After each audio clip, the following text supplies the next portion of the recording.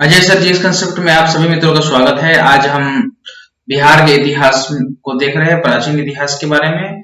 आज हम मगध के बारे में पढ़ेंगे, मगध साम्राज्य के बारे में। ठीक है, तो सबसे पहले हम देखते हैं दो। ठीक है, एक अंगुत्तर निकाय। ठीक है, अंगुत्तर निकाय। ठीक है, ये बौद्ध साहित्य है। ठीक है, बौद्ध ग्रंथ।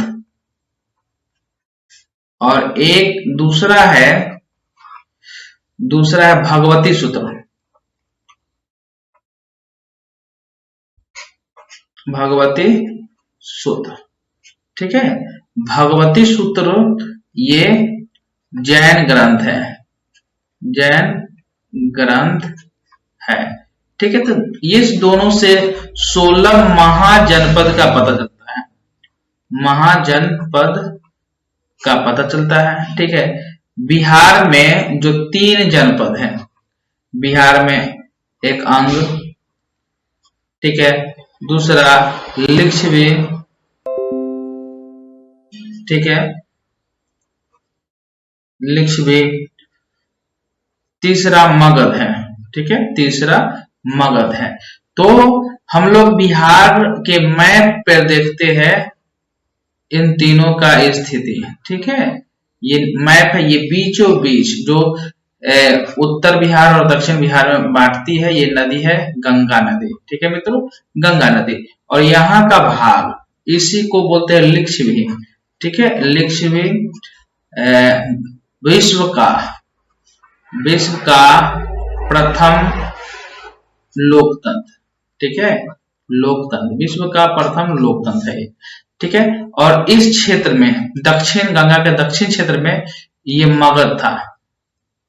मगध, ठीक है, मगध यहाँ पे अंग था। ठीक है, अंग जो भागलपुर एरिया में है, ठीक है, अंग भागलपुर में। चलिए, ये हम स्थिति देख लिए। तो अभी हम जो अध्ययन करने वाले हैं मगध पे, कि मगध साम्राज्य में कौन कौन से वंश का यहाँ उदय हुआ, साम्राज्य स्थापित हुआ, वंश स्थापित हुए। ठीक है, तो मगध में हम हर एक वंश, जिसे पितरहंता वंश कहते हैं, हर एक वंश के बाद हम देखेंगे शिशुनाग वंश, नंद वंश, मौर्य वंश। ठीक है, तो बारी बारी से हम पढ़ेंगे। आप नए हैं तो नए चैनल को निश्चित सब्सक्राइब कर ले। ये आपका 68 वीडियो बीपीएससी में काम आएगा। ये वीडियो आप देखें पूरी तरह से, और पूरा बिहार स्पेशल को हम कवर कराएंगे अच्छी तरह से, जो आपके बीपीएससी के एग्जाम में क्वेश्चन पूछे जाएंगे उस पे आधारित रहेंगे। ठीक है, तो हम यहाँ पे मगध हेडिंग देते हैं, मगध। ठीक है,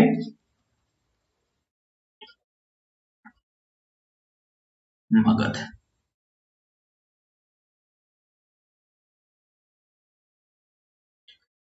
मगध तो महाभारत के अनुसार यहाँ पे बृहद्रथ वंश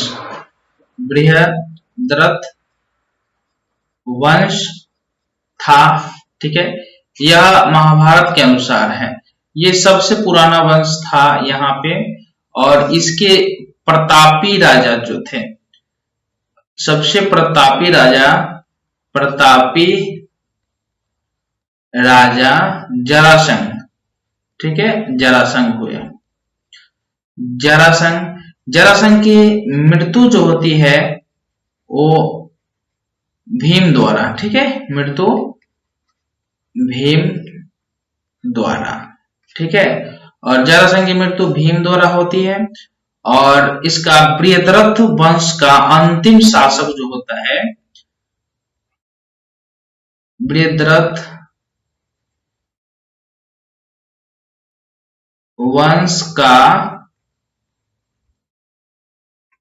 अंतिम शासक रिपुंजय। ठीक है, रिपुंजय। और रिपुंजय की भी हत्या कर दी जाती है पुलिक द्वारा। ठीक है, पुलिक जो इसके दरबारी मंत्री रहते हैं, दरबारी मंत्री द्वारा। ठीक है, पुलिक। और पुलिक की भी हत्या महिया द्वारा होती है, महिया द्वारा।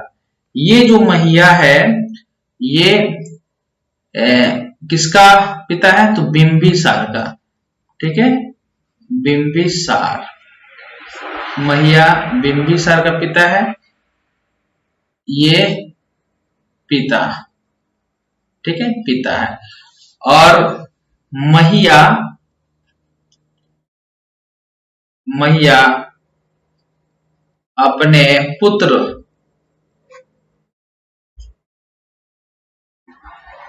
बिंबिसार को, महिया अपने पुत्र बिंबिसार को, ठीक है, बिंबिसार को मगध की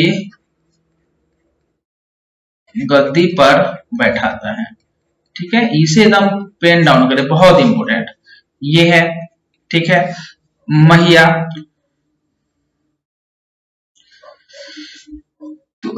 हर्यक वंश, हर्यक वंश, ठीक है। यहां पर लिखेंगे बिंबिसार, बिंबिसार मगध में हर्यक वंश की स्थापना करता है, ना करता है, ठीक है, स्थापना करता, ये हो गया हर्यक वंश। बिंबिसार का जो शासन होता है, ठीक है, ये 544 बीसी टू 492 बीसी, ठीक है, ये शासन होता है। ये जब, ठीक है, जब ये अंग से और लिच्छवी से बराबर युद्ध होती रहती है, ठीक है, तो यह एक सभी को जीतने के लिए, सभी जगह के जमीन पाने के लिए यह क्या काम करता है, वैवाहिक संबंध स्थापित करता है, ठीक है, वैवाहिक संबंध, ठीक है। तो वैवाहिक संबंध स्थापित करके वहां के जमीन को, वहां के राजा को यह अपना संबंधी बना के उस राज को जीतता था, ठीक है। तो जैसे लिच्छवी की राजकुमारी चेलन्ना, चेलन्ना से शादी, ठीक है, ये करता है। और फिर दूसरा कौशल राजा, राजा प्रसेनजित की बहन, प्रसेनजित की बहन से, ठीक है, जिसका नाम महाकोशला, महाकोशला से ये शादी करता है, ठीक है। फिर मद्र मतलब पंजाब के रानी क्षेमा से भी शादी करता है, क्षेमा से शादी करता है और वैवाहिक संबंध स्थापित करता है, ये चीज हो गया। फिर अगला हम पॉइंट देखेंगे, सबसे पहले, ठीक है, लिखेंगे सबसे पहले अस्थाई सेना रखने का श्रेय, मतलब इसी को जाता है, इसी कारण इसे, ठीक है, इसे सैन्य,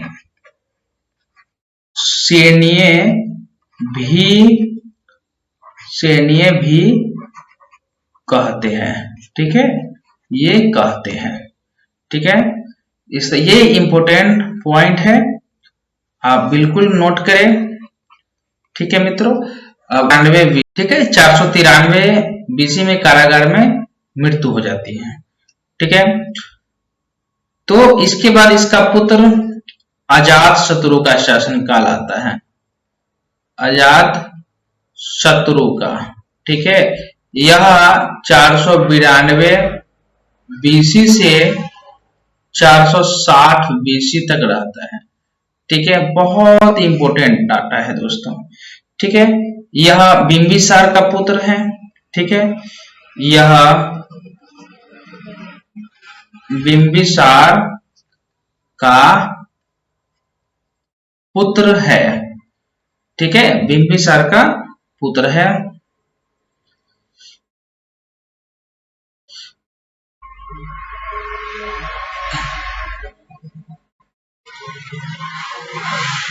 इसे कुनिक भी कहा जाता है, कुनिक।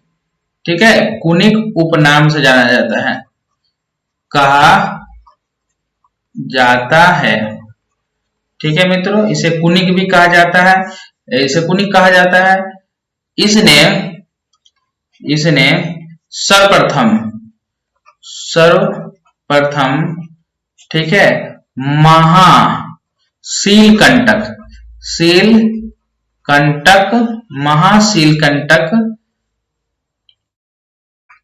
तथा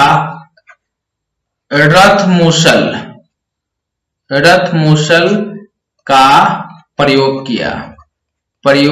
किया। ये क्या है? अस्त्र शस्त्र थे, अस्त्र शस्त्र थे।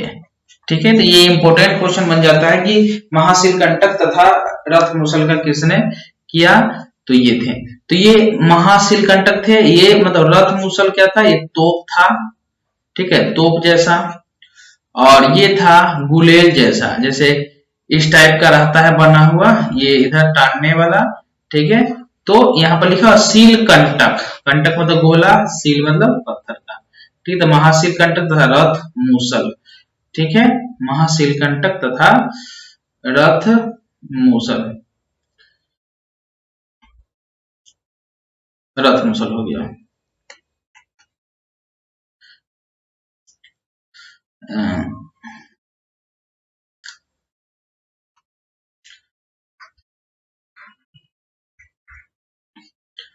ठीक है, इसको नोट कर ले। चलिए, अब अगला पॉइंट जो इंपोर्टेंट पॉइंट है ओ, तो अजात शत्रु के समय ही अजात शत्रु के समय ही प्रथम बौद्ध संगीति हुई थी। ठीक है, संगीति कब हुआ था? 483 BC।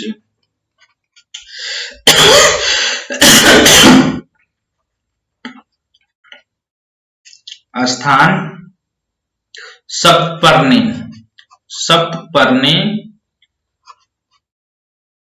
गुफा, सप्तपर्णी गुफा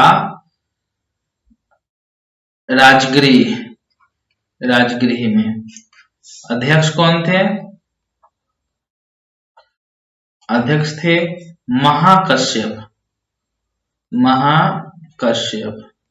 ठीक है, तो ये बहुत ही इंपॉर्टेंट डाटा है। इसी में विनय पिटक,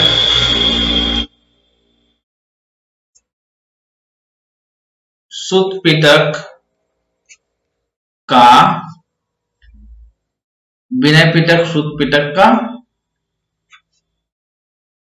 संकलन हुआ था, संकलन। ठीक है, ये इंपॉर्टेंट डाटा से संकलन हुआ था। चलिए,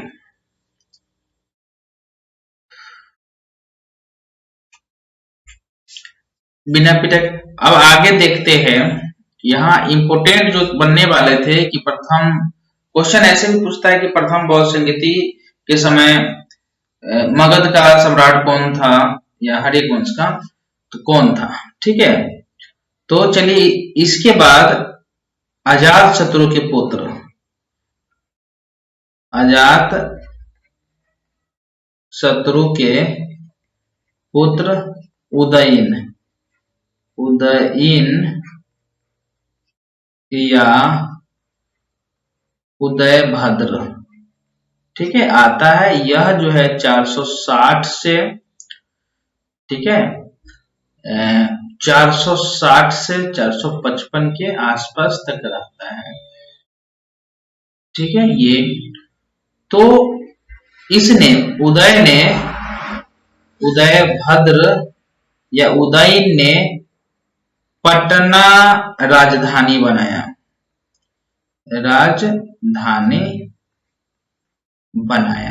ठीक है, राजधानी बनाया।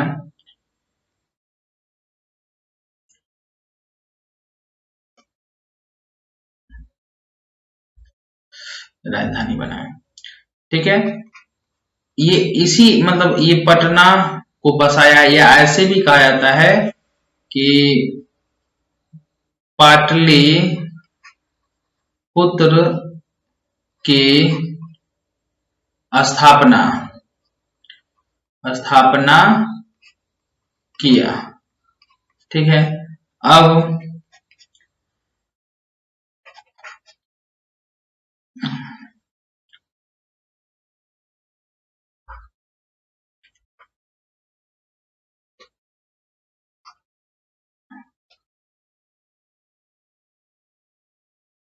हर्यक वंश का, ठीक है, हर्यक वंश का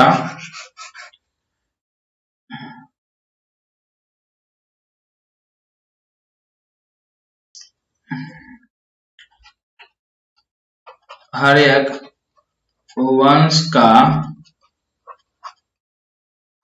अंतिम शासक, ठीक है, नागदशक।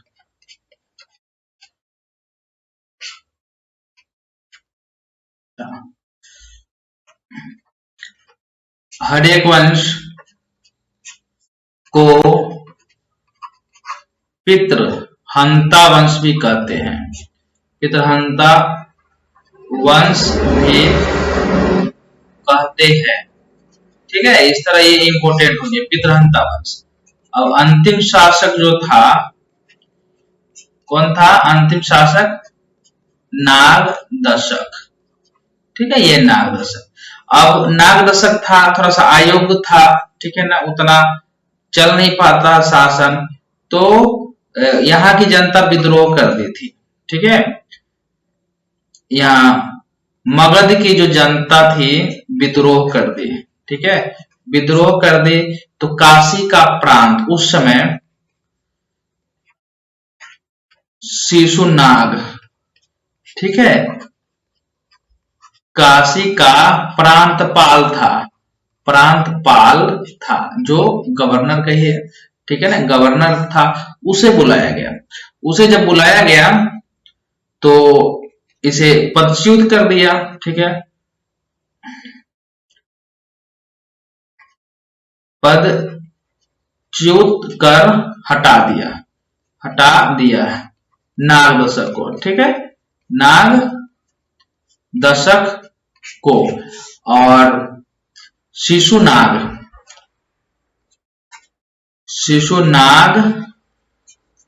वंश की स्थापना मगध में कर डाले। ठीक है, तो शिशुनाग वंश की स्थापना डाली। अब इससे जो बनने वाले प्रश्न हैं हम देखते हैं कि कौन कौन प्रश्न बनेंगे। तो सबसे इंपॉर्टेंट है कालाशोक। ठीक है, यह महान शासक था। ठीक है, इसी के समय में द्वितीय बौद्ध संगीति हुई। ठीक है, बौद्ध संगीति हुई, ये बहुत इंपॉर्टेंट है, बौद्ध संगीति हुई। ठीक है, अध्यक्ष जो थे बौद्ध संगीति के, ठीक है, साबुकामी, ये सब बहुत इंपॉर्टेंट है दोस्तों, अक्सर पूछता है, या सावक मीर, दोनों में से जो होगा ऑप्शन लगेगा। सावक मीर अध्यक्षता की है, ठीक है, महासंगीत, और ये हो गया, ये तो इंपॉर्टेंट है। तो कब? 383 बीसी में हुआ। ठीक है, ये इंपॉर्टेंट है। कालाशोक, तो कालाशोक को क्या कहा जाता है? काकवर्णी। ठीक है, एक और नाम है काकवर्णी, कालाशोक को कहा जाता है। ठीक है, कालाशोक को कहा जाता है काकवर्णी। द्वितीय बौद्ध संगीति हुई, अध्यक्षता साबुकामी किया, ठीक है, तो ये तो इस वंश का अंतिम शासक कालाशोक था। ठीक है, कालाशोक की हत्या, इसकी हत्या महापद्म नंद द्वारा, ठीक है, महापद्म नंद द्वारा होती है।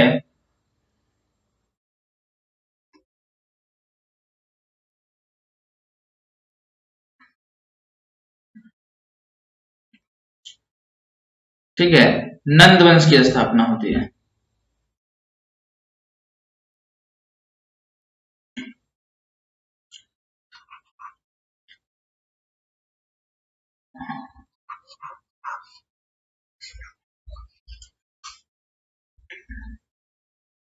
ठीक है, तो नंद वंश, नंदा डायनेस्टी, ठीक है, तो नंद संस्थापक कौन? संस्थापक महापद्म नंद। महापद्म का अर्थ होता है अकूत संपत्ति, अकूत संपत्ति के मालिक। ठीक है, महापद्म नंद को कहा जाता है सर्व क्षत्रांतक। ठीक है, सर्व क्षत्रांतक, क्षत्रियों का विनाश करने वाला ये।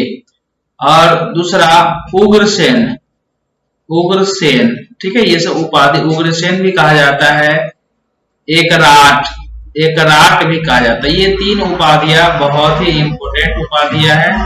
ठीक है, सर्व क्षत्रांतक, उग्रसेन और एकराट, ठीक है, इंपोर्टेंट है। चलिए, अंतिम शासक जो होता है, शासक वह होता है घनानंद, घनानंद। ठीक है, घनानंद से जो प्रश्न बनते हैं, घनानंद, इसे अग्रमेज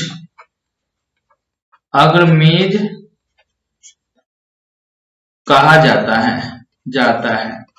ठीक है, घनानंद के समय ही, ठीक है, हम यहाँ पे भारत का नक्शा देखते हैं, बनाने का प्रयास करते हैं। ठीक है, और ये यहाँ, तो यहाँ पे सिंधु नदी, ठीक है, यहाँ पे झेलम नदी के तट पे ही क्या हुआ था, हाइडेस्पीसिज का युद्ध। ठीक है, किसके? पोरस और सिकंदर के बीच। ठीक है, उस समय जो मगध पर शासन था घनानंद का, ठीक है, नंद वंश तो बहुत ही इंपोर्टेंट है। ठीक है, घनानंद का, तो इस तरह ये हो गया। तो घनानंद की हत्या कर मौर्य वंश की स्थापना होती है, मौर्य वंश की स्थापना होती है। ठीक है, घनानंद।